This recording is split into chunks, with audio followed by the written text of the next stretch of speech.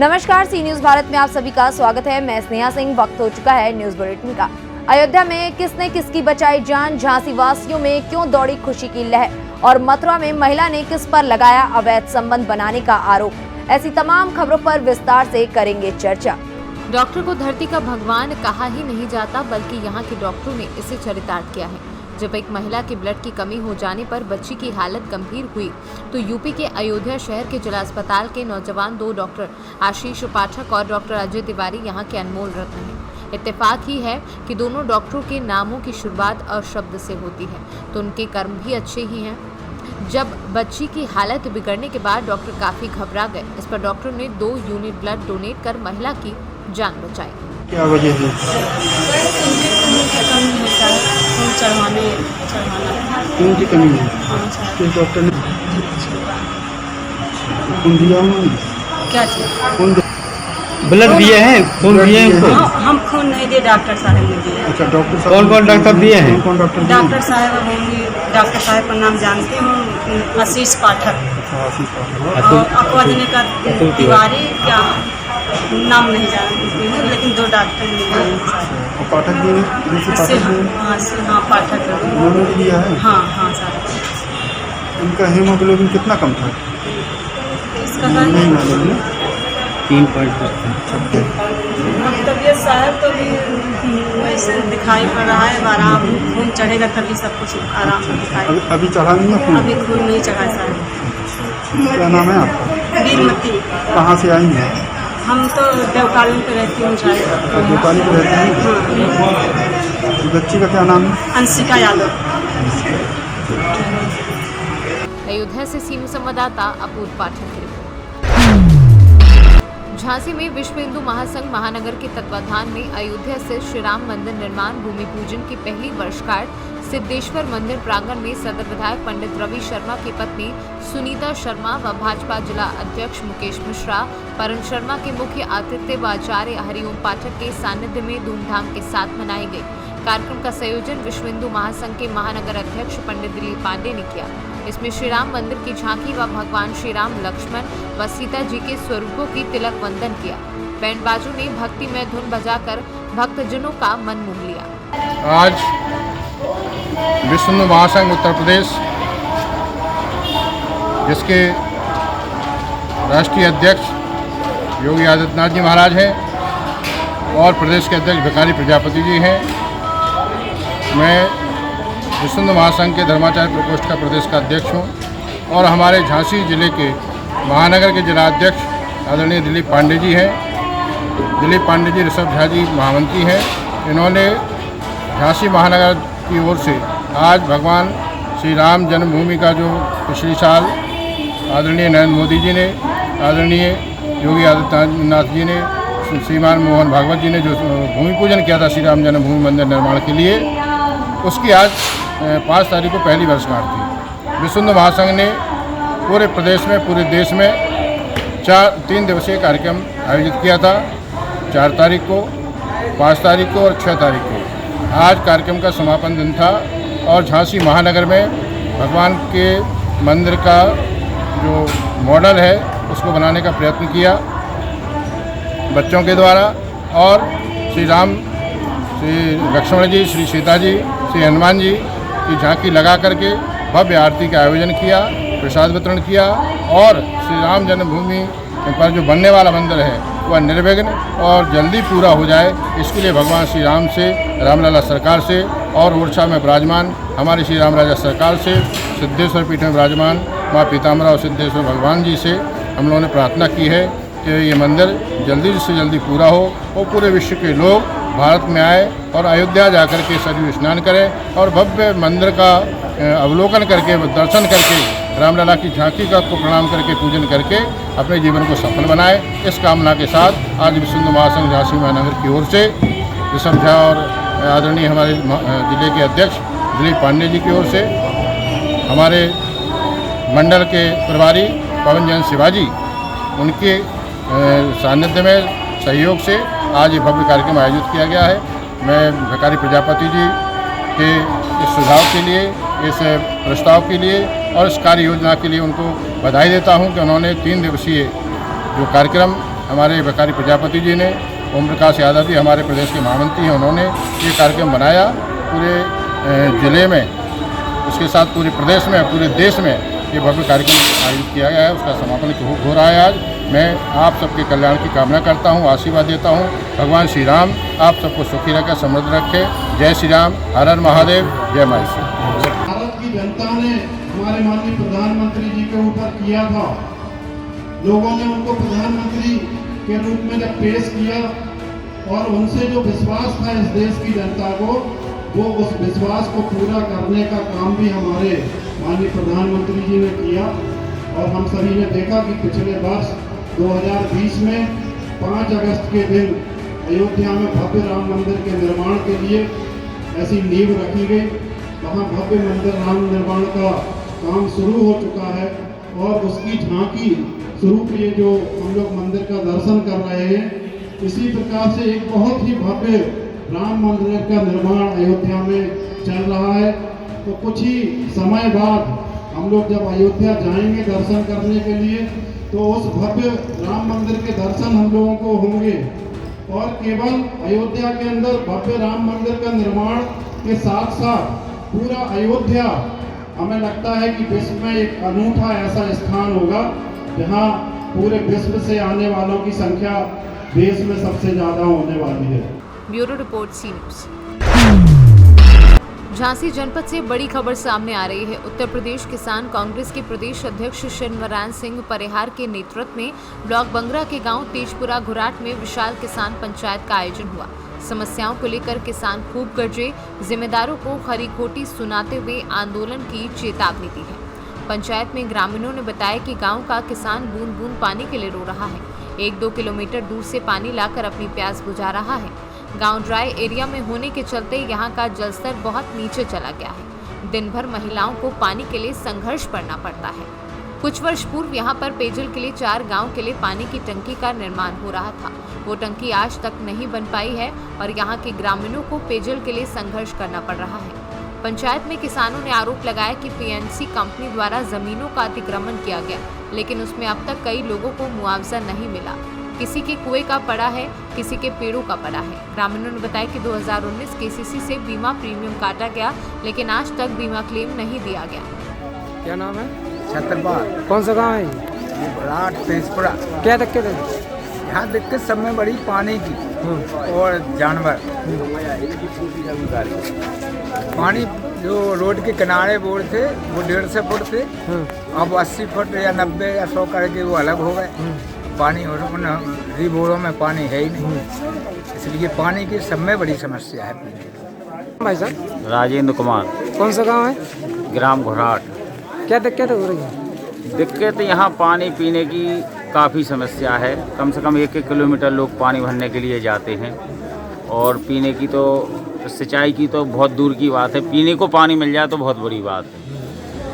और दूसरे नंबर पर पीएनसी वालों का जो निर्माण हो रहा है उसमें गांव वाले बहुत परेशान हैं। नाली की व्यवस्था नहीं है, आए दिन जाम लगते हैं। और क्या नाम, पीएनसी वालों ने अपने मनमानी मर्जी के हिसाब से मुआवजा बनाया है कि इसमें किसी की सुनाई नहीं है। लोग भटक के घर बैठ चुके हैं। झांसी से सीनू संवाददाता धीरेन्द्र सोनी की रिपोर्ट। राजीव गांधी खेल रत्न का नाम मेजर ध्यानचंद खेल रत्न होने पर झांसी वासियों में खुशी की लहर दौड़ गई है। झांसी के क्षेत्रीय नेता एवं समाज सेवी मेजर ध्यानचंद को भारत रत्न पुरस्कार से सम्मानित करने के लिए पहल करते रहते हैं। मेजर ध्यानचंद झांसी के रहने वाले थे। उनके वंशज आज भी झांसी के सीपरी बाजार में निवास करते हैं। खेल जगत में मेजर ध्यानचंद खेल रत्न पुरस्कार, जिसे राजीव गांधी खेल रत्न के रूप में जाना जाता था, भारत का सर्वोच्च खेल सम्मान है। इस पुरस्कार का नाम भारतीय हॉकी खिलाड़ी ध्यानचंद के नाम रखा गया, जिन्हें व्यापक रूप से सभी समय का सबसे महान फील्ड हॉकी खिलाड़ी माना जाता है, जिन्होंने 1926 में 1948 तक 20 वर्षों के कैरियर में 1000 से अधिक गोल किए। ये पुरस्कार खेल मंत्रालय द्वारा प्रतिवर्ष प्रदान किया जाता है। प्राप्तकर्ता का चयन मंत्रालय द्वारा गठित एक समिति द्वारा किया जाता है और उन्हें अंतर्राष्ट्रीय स्तर पर 4 वर्षों की अवधि में खेल के क्षेत्र में शानदार और सबसे उत्कृष्ट प्रदर्शन के लिए सम्मानित किया जाता है। 2020 तक इस पुरस्कार में एक पदक, एक प्रमाण पत्र और 25 लाख का नकद पुरस्कार शामिल है।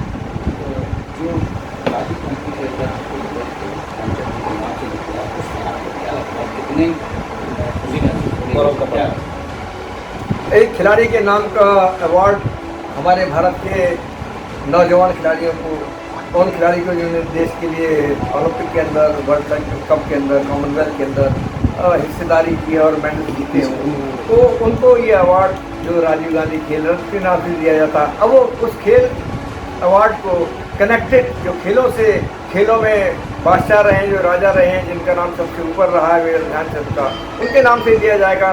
तो मैं समझता हूँ कि बड़ा गौरवशाली, एक बड़ा सेंसिबल डिसीजन जो है वो सरकार द्वारा लिया गया, खासतौर से नरेंद्र मोदी जी द्वारा, जिन्होंने ट्विटर में ये चीज़ अपने लिखकर सबको भेजी है कि राजीव गांधी खेल रत्न का पुरस्कार जो है ध्यानचंद के नाम जी के नाम से होगा।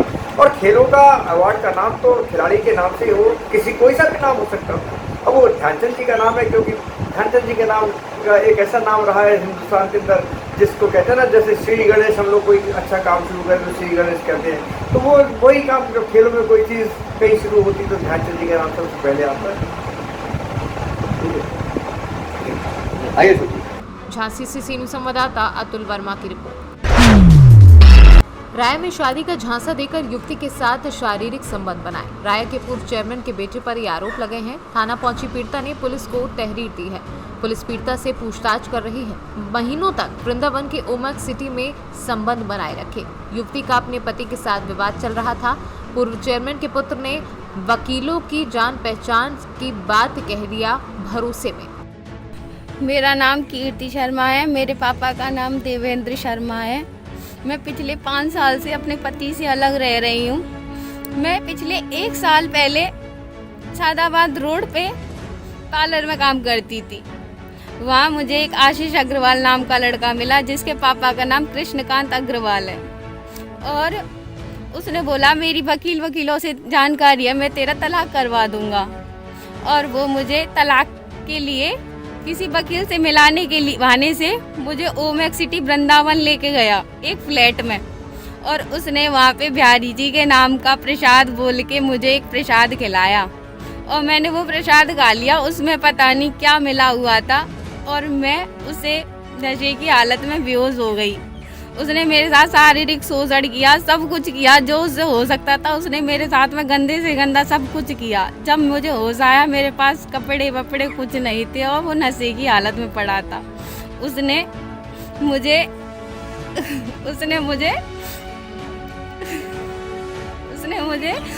वहाँ पे, मैंने उसे बोला कि मैं क्या करूँ, तू बता मैं क्या करूँ।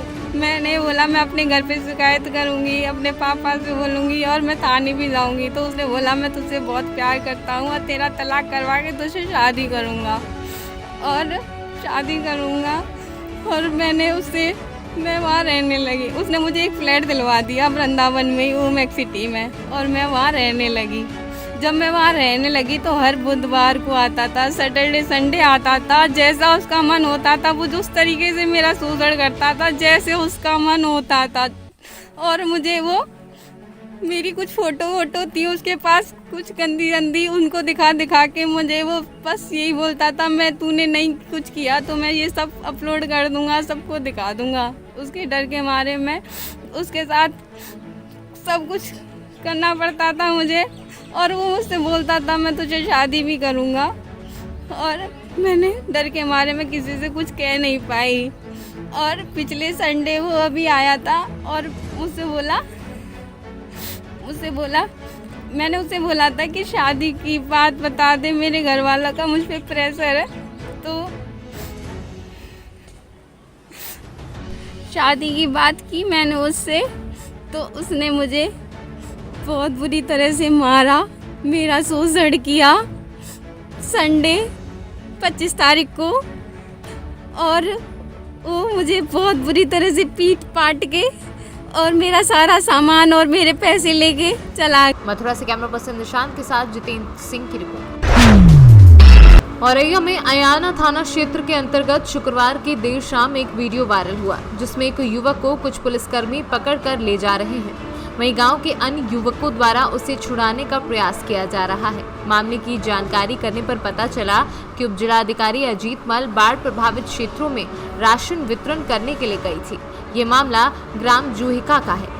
शुक्रवार की देर शाम एसडीएम अजीत मल विजेता जूहिका गांव में बाढ़ का जायजा लेने और पीड़ितों को लंच पैकेट व पीने के पानी का टैंकर लेकर गई थी। तभी सत्येंद्र सिंह पुत्र बलबीर सिंह निवासी काशीपुर थाना शिवली कानपुर देहात ने करीब 20 साथियों के साथ एसडीएम अजीत मल, विजेता तहसीलदार अजीत मल, राजकुमार चौधरी, एसएचओ अयाना, नवीन कुमार सिंह, राजस्व विभाग की टीम के साथ गाली गलौज करना शुरू कर दिया। इसके बाद सत्येंद्र गांव की जनता को भड़काने लगा और बोला कि प्रशासन की मदद नहीं लेनी है। 3 दिनों से प्रशासन खाली हाथ आता है और हम ग्रामीणों की भावनाओं के साथ खिलवाड़ करता है। युवक की इतनी बातें सुनते ही ग्रामीण आक्रोशित हो गए और पुलिस की गाड़ियों पर लाठी डंडे चलाने लगे। यही नहीं, महिलाएं बच्चे हाथों में लाठी डंडे लेकर जिला प्रशासन के विरुद्ध नारेबाजी करने लगे। पुलिस ने सत्येंद्र को गिरफ्तार कर लिया और अपने साथ लेकर जाने लगी, जिस पर महिलाओं ने पुलिस के साथ हाथापाई कर युवक को पुलिस की गिरफ्त से छुड़ा लिया और पुलिस की गाड़ी को क्षतिग्रस्त कर दिया। इसके उपरांत उपजिलाधिकारी विजेता ने लोगों को समझा बुझाकर राहत सामग्री व खाद्यान्न वितरण किया। औरैया से सी न्यूज़ संवाददाता नीरज कुमार सिंह की रिपोर्ट। देश भर में महिलाओं पर अत्याचार और दुष्कर्म के मामले थमने का नाम नहीं ले रहे हैं। वहीं बांदा जिले के कमासन क्षेत्र के अमलोखर गांव की एक महिला रामदेवी पत्नी अखिलेश कुमार ने एक बैंक मैनेजर पर गंभीर आरोप लगाए। पीड़ित महिला ने आरोप लगाया कि बैंक मैनेजर और फील्ड ऑफिसर राहुल ने लोन का झांसा देकर उसके साथ रेप किया। क्या नाम है आपका? रामा। किस गांव की रहने वाली हैं आप? अमलोखर के। क्या हुआ है आपके साथ? कमासिन थाने एप्लीकेशन किस बात का देने आए हैं आप? राहुल राजापुर के बैंक के है राहुल है, तो मेरे घर है नहीं समूह के पैसा लेने। हाँ। तो मेरे घर में सासू नहीं रही, बैंक चली गई धान के बेड़े लगावा, अकेले पाके जबरदस्ती मेरे ने साथ किया। राहुल ने जबरदस्ती किया आपके साथ? राहुल जबरदस्ती किया, अकेले पाकर। कहाँ काम करता है राहुल? राजापुर ने उत्कर्ष बैंक के है।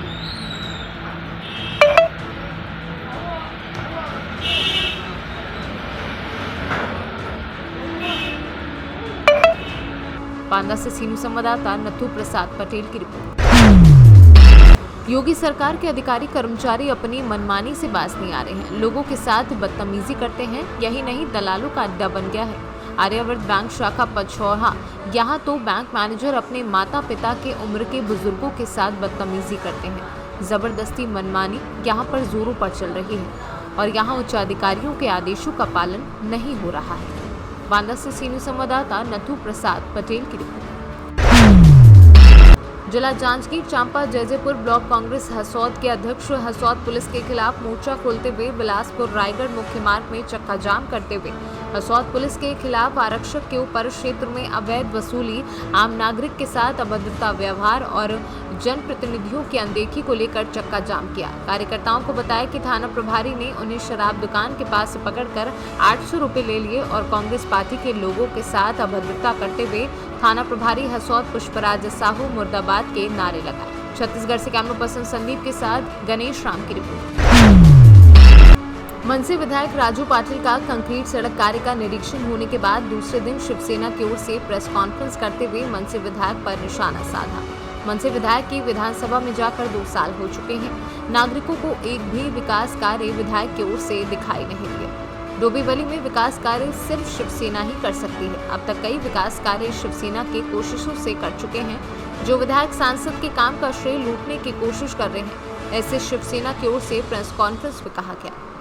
जी टेक्निकल प्रोसेस आहे, खासदार साहेबांनी अनेक वेळा आता नवीन जे आपले MMRDचे आयुक्त आहेत त्यांच्याबरोबर बैठका घेऊन हा निधी डोंबिवलीकरांसाठी कल्याणकरांसाठी हा मंजूर केलेला आहे। काही लोक फक्त पाहणी करतात आणि त्यांचा फक्त पत्रव्यवहार आणि पाहणी करणं एवढंच काम राहिलेलं आहे। माझी तर आपल्याला आपल्यामार्फत त्यांना विनंती आहे की त्यांचं पाहणी आमदार म्हणून नाव ठेवलं पाहिजे, कारण फक्त पाहणी करतात, त्याच्या व्यतिरिक्त काही होत नाही। प्रत्येक ठिकाणी पाहणी केली की काम होतं असं नाही।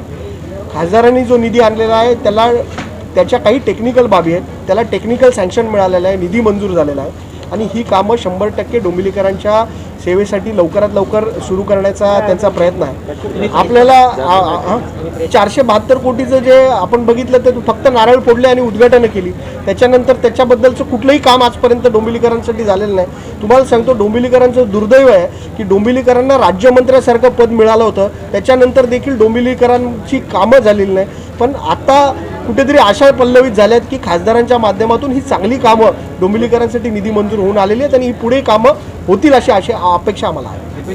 हे बघा, मी तुम्हाला एक गोष्ट सांगतो, त्यांचा आरोप फक्त मानपाडा रोडबद्दल आहे. आम्ही फक्त मानपाडा रोडचा निधी मंजूर करून आणलाय का? 370 कोटी डोंबिवलीतले सगळे विविध रस्ते मंजूर करून आणले. ते 27 कोटी तुम्ही ठेवा बाजूला, ते कोणी केलं त्याचं काय महत्त्व आहे? आता खासदारांनी केलंय आणि त्याच्यामध्ये ते काम होणार आहे. ते बघा कसं आहे माहिती आहे का, खासदारांनी 370 कोटी आणले ना, त्याच्याकडनं लोकांचं लक्ष कुठेतरी विचलित करण्यासाठी ते 27 कोटी घेऊन बसले. अरे आम्ही 370 कोटीबद्दल बोलतो, ते 27 कोटी तर होणारच आहे ना त्याच्यामध्ये. शेवटचा प्रश्न, आपण जर मला तर आनंद होतो की भाजपवाल्यांना पहिल्यांदा आंदोलन करायची वेळ आली. आता त्यांना आंदोलन करू द्या जरा. आता आम्ही सत्तेत आहोत, त्यांना जरा आंदोलन करू द्या. त्यांनी आजपर्यंत आंदोलन केली नाही, त्यांना बघू द्या रस्त्यावर. भाजपचे कार्यकर्ते पहिल्यांदा रस्त्यावर उतरलेले मला दिसले, महिला कार्यकर्ते, आणि त्या सगळ्या ज्येष्ठ महिला होत्या. त्यांना बिचाऱ्यांना ते गमेले आणि हे घेऊन त्यांनी रस्त्यावर उतरवलं. दुर्दैव आहे, भाजपसारखा पक्ष हे असं करतो, हा मोठा दुर्दैव आहे. त्याच्यावरती म्हणणं असंच आहे का, त्यांनी जर काम खरोखर केलं असतं आणि पत्रक वाटलं असतं तर आम्हाला काय म्हणून असं आम्ही त्यांचं अभिनंदन केलं असतं. परंतु आजचा जो आमच्याकडे पेपर आहे त्याच्यात खासदार आणि आमदारांचं नाव असताना सुद्धा एडिट करून आमच्या खासदारांचं नाव डिलीट केले त्याच्यातून आणि स्वतः केल्यासारखे दाखवले आणि काम केले आमच्या खासदारांनी. आणि हे आमच्या खासदारांवर अन्याय आहे. आणि तो जर आमच्या खासदारांवर अन्याय असेल तर त्याला वाचा फोडण्यासाठी आम्ही आज पत्रकार परिषदेत बोलावलेलं आहे. आता आम्ही त्याला वॉर्निंग देत आहोत का हे असे धंदे पुन्हा करू नयेत त्यांनी, आणि जर पुन्हा केलेत तर मग त्यांच्यावर आम्ही नक्कीच ॲक्शन घेणार. तुम्ही एक मगाशी प्रेस कॉन्फरन्समध्ये सांगितलं होतं की तुमच्या काळामध्ये मानपाडा जो आपल्या महापालिकेच्या अंतर्गत घेणारा रस्ता आहे त्याबद्दल काहीतरी तुम्ही सांगितलं होतं ते. हो, मानपाड्याचा 33 कोटीचा रस्ता मंजूर होऊन संपूर्ण मंजुऱ्या मिळून शेवटची लास्टची स्थायी समितीची मंजुरीसाठी मी त्यावेळेला सभापती होतो स्थायी समितीचा. ते आमच्या अजेंड्यावर आलेला असताना त्याच दिवशी तो मागं घेण्यात आला. तर ते सुनील जोशी यांच्याकडनं मागं घ्यायला लावलं त्या तत्कालीन मंत्र्यांनी. त्या तत्कालीन मंत्री कोण होते? रवींद्र चव्हाण होते त्यावेळेला. आणि आजचं सुद्धा ते त्यांनी केलेलं होतं. तर असं नाही व्हायला पाहिजे होतं. उलट त्याने निधी, काही योजना, काही स्कीम्स सरकारच्या आणायला हव्या होत्या. तर आम्ही केलेली कामंसुद्धा त्यांनी करू दिली नाहीत. हे चुकीचं आहे ना. थाने से सीनियर संवाददाता दीपक मोरे की रिपोर्ट। फिलहाल इस बुलेटिन में बस इतना ही। देश विदेश की ऐसी तमाम खबरों को देखने के लिए बने रहें सी न्यूज़ भारत के साथ।